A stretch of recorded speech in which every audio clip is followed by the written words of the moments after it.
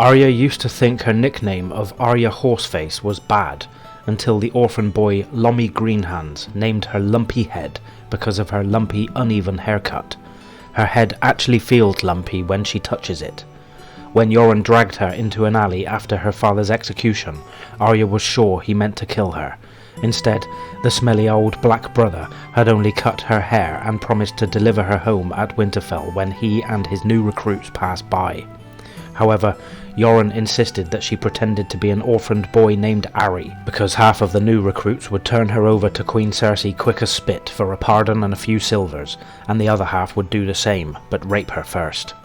Yoren claimed it should not be too hard to pass as a boy. The hardest part would be passing her water in the woods alone. There are 30 of them. Some of the recruits are orphaned boys recruited with the promises of food and clothing, but others are criminals from the dungeons under the Red Keep. The most frightening are the 3 from the Black Cells, who Yoren keeps chained in the back of a wagon. The 5 wagons contain supplies for the wall, hides, bars of pig iron, a cage of ravens, cloth, books, paper, ink, sour leaf, oil, medicine and spices. The gates of King's Landing were easy to pass, just as Yoren had claimed. The Lannister guards were searching for the highborn daughter of the Hand of the King, not a skinny boy with his hair chopped off. Yoren called one of them by name, and they were waved through. As they were leaving, Arya wished that the black water rush would rise and wash away the city, until she remembered her sister would be washed away too. Instead, she decided to wish for Winterfell. Yoren was wrong about passing water being the hardest part. The men ignore her, but the orphan boys Lommy Greenhands and Hot Pie take her silence to mean she is frightened, stupid, or deaf. Arya is 2 years younger and quite a bit smaller than them. One morning, Lommy and Hot Pie begin questioning Arya about her sword Needle, wondering where she got it. Hot Pie sarcastically suggests that maybe she was a squire, but Lommy disagrees and argues that Needle is probably not even a real sword. Arya angrily shouts back that it is castle-forged steel, but this only gives rise to claims that she stole it. This angers Arya even more because Needle was a gift from her bastard brother Jon Snow, and she will not let them call him a thief. Then Hot Pie gets the idea that he can steal Needle from her, and Lommy encourages him. Hot Pie's declaration that she doesn't even know how to use a sword takes Arya back to the stable boy she stabbed during her escape from the Red Keep, but she doesn't mention that part. The boys continue to mock her, saying she is going to cry and wet her pants. The Bull, an older boy with shaggy black hair and a bull motif helmet, tells them to let her be, but Hot Pie continues.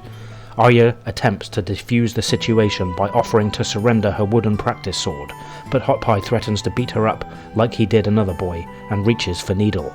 Arya uses her practice sword to whack Hot Pie's donkey. The animal bucks and throws Hot Pie to the ground. Arya dismounts and breaks his nose with her practice sword before turning on Lommy, who cowers away in fear. The bull shouts a warning, and Arya turns to face Hot Pie.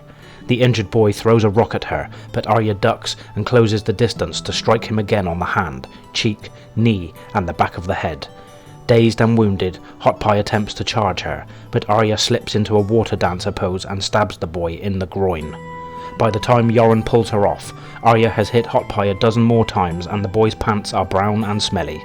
Yoren drags her off the road into a tangle of trees, cursing and muttering.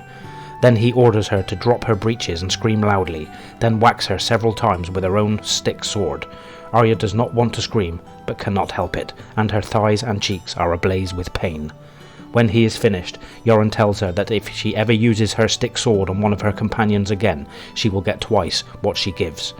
Yoren also explains that however much her punishment hurt, Hot Pie is feeling much worse. He points out that Hot Pie and Lommy had no part in her father's death, and hitting them won't bring him back. Arya says she knows that.